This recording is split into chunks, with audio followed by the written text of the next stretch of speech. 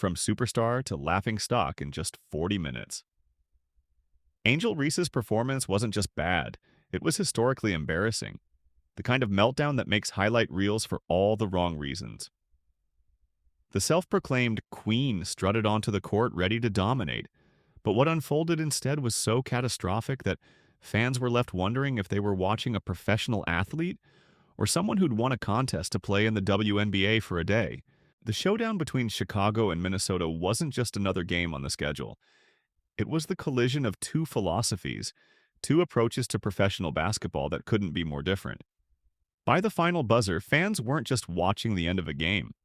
They were witnessing the unraveling of a carefully crafted image that had fooled millions. 7 turnovers.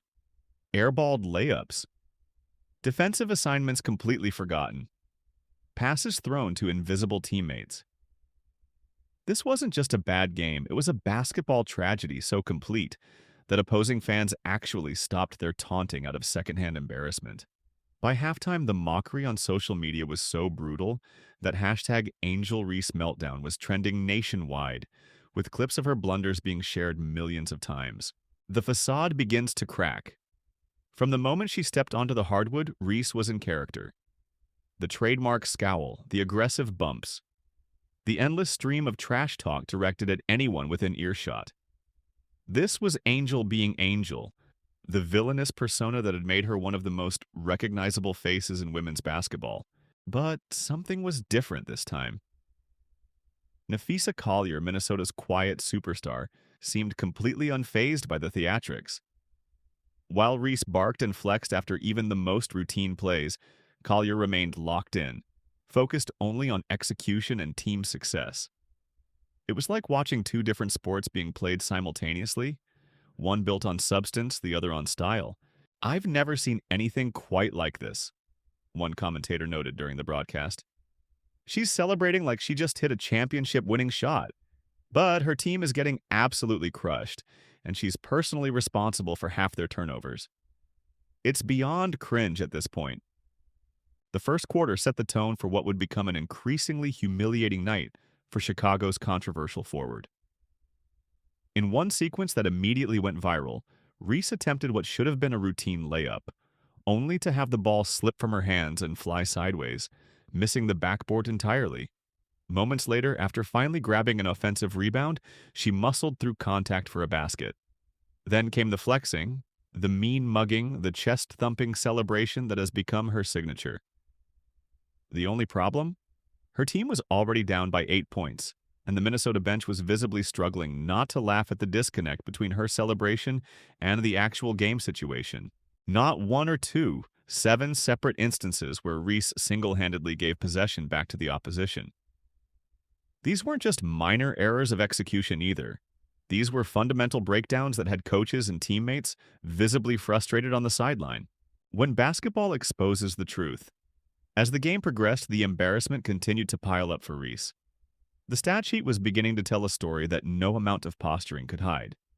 7 turnovers. In one particularly mortifying sequence, Reese found herself with a clear path to the basket, defenders trailing well behind.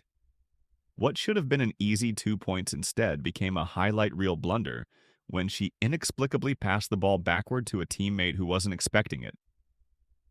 The ball sailed out of bounds as Lexi Hall, wide open under the basket, could only watch in disbelief. The crowd erupted in laughter so loud it momentarily drowned out the commentators. Even the Minnesota coach was seen putting her hand over her mouth to hide her reaction. But perhaps the most embarrassing moment came midway through the third quarter. Breaking away after a steal, Reese had nothing but open court ahead of her. As she approached the basket for what should have been a simple layup, she glanced back at pursuing defenders, presumably planning her celebration, only to completely miss the rim on her attempt. The ball ricocheted off the bottom of the backboard, bounced over her head, and was recovered by Minnesota, who converted on the other end while Reese was still standing under the basket looking confused. The numbers don't lie.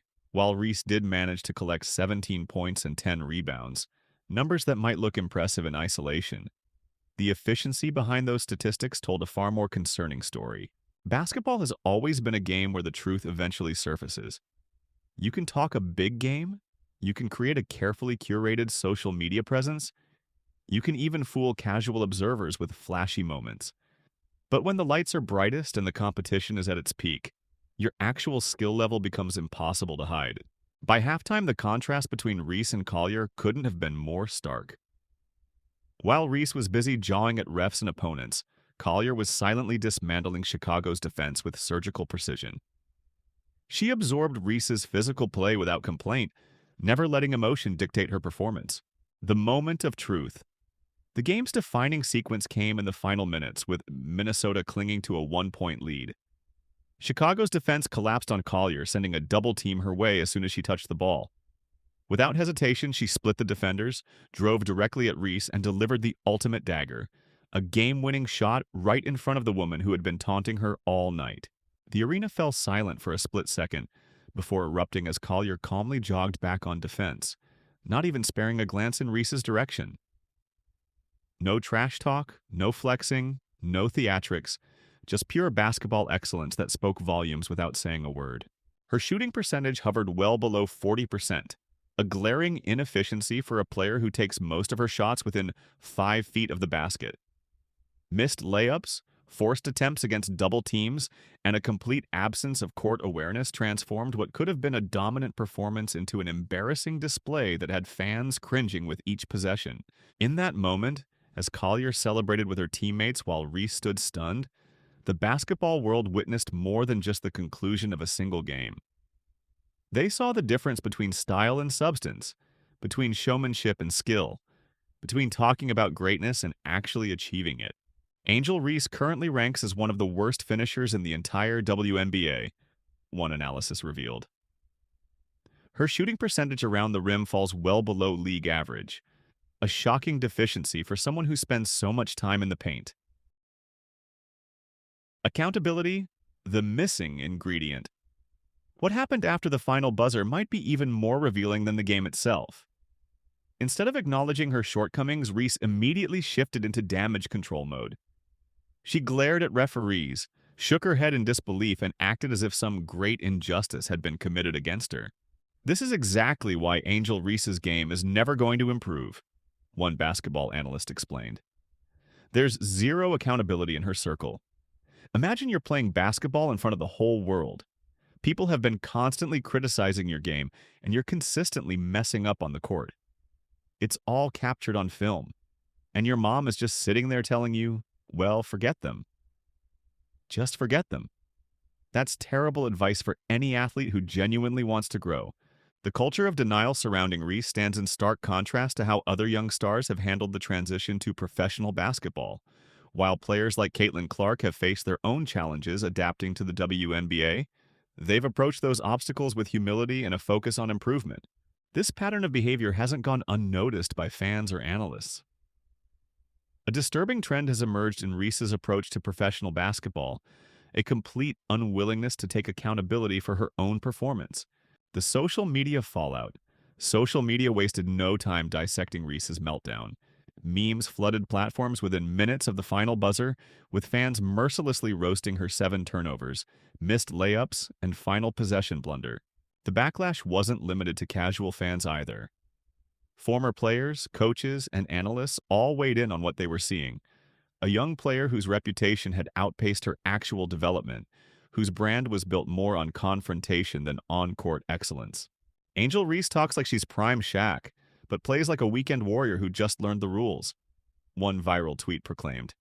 Others pointed out how Reese's entire game seems built on unnecessary aggression rather than technical skill. There's a difference between confidence and delusion, one former WNBA star noted. Confidence comes from putting in the work, mastering fundamentals, and knowing you're prepared. What we're seeing from Angel looks more like delusion, acting like you've arrived when the numbers clearly show you haven't.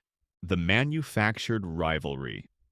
Much of Reese's rise to prominence has been fueled by her supposed rivalry with fellow rookie Caitlin Clark. But this game against Minnesota exposed an uncomfortable truth.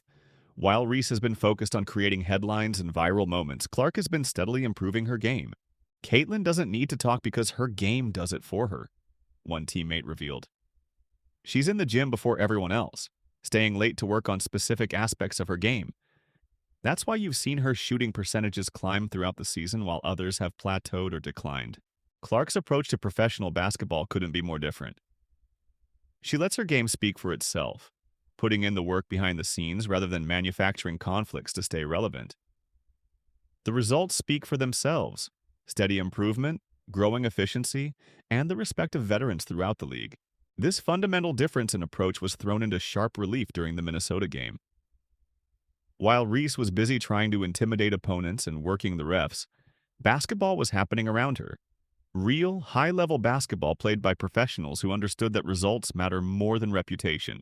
A career at the crossroads. What makes this situation particularly concerning for Reese and her supporters is that these issues are becoming impossible to ignore. Her reckless play isn't helping anyone. Not her team's win column, not her own skill development, and certainly not her reputation among the league's established stars. Professional sports is ultimately a meritocracy. No amount of social media followers or endorsement deals can protect you from the truth that unfolds during those 40 minutes of game time. If Reese continues down this path, she risks becoming another cautionary tale, an overhyped player who never developed the fundamental skills necessary to match her outsized persona. The contrast between Reese and Collier encapsulates two divergent paths in professional athletics. One player built her foundation on fundamental skills, discipline, and team success. The other has prioritized creating a personal brand centered on confrontation and individual moments. When these philosophies collided on the court, the result was as predictable as it was enlightening. For all her social media savvy and personal branding expertise, Reese now faces the biggest challenge of her young career: reconciling the player she portrays herself to be with the player she actually is. The gap between those two versions has never been more apparent than it was in this game against Collier and the Lynx. As one commentator put it, basketball always reveals the truth. You can talk, you can flex, you can create all the viral moments you want. But at some point, you have to make shots, avoid turnovers, and help your team win. Everything else is just noise. At some point, the act has to be backed up by substance, a veteran coach observed. All the flexing and trash talk in the world won't help you make a layup when it matters most.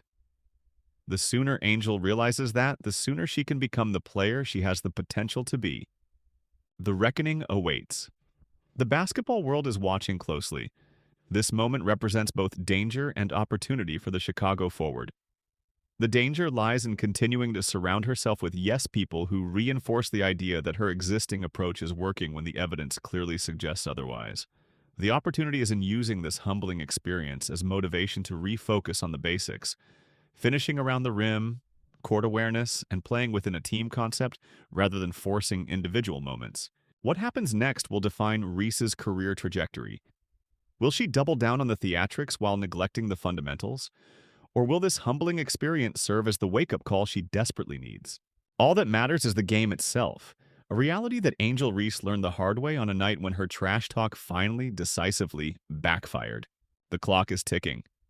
In professional sports, potential only carries you so far. At some point, you have to deliver.